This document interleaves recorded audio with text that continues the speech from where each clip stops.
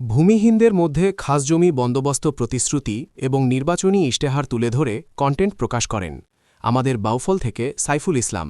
এর প্রতিবেদনে দেখুন বিস্তারিত। আমরা খাস জমি বন্দোবস্ত নেওয়া আমাদের অধিকার, এই অধিকার আদায়ের প্রতিশ্রুতি চাই। এটাই আমাদের নির্বাচনী ইশতেহার। চলছে জাতীয় সংসদ নির্বাচন।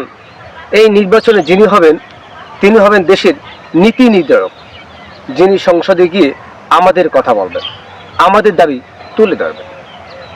ভোট দেওয়া আমাদের দায়িত্ব, নির্বাচনী ইশতেহার আমাদের চাওয়া পাওয়ার স্পষ্ট প্রতিশ্রুতি নেওয়াই এটা আমাদের ন্যায্য দাবি।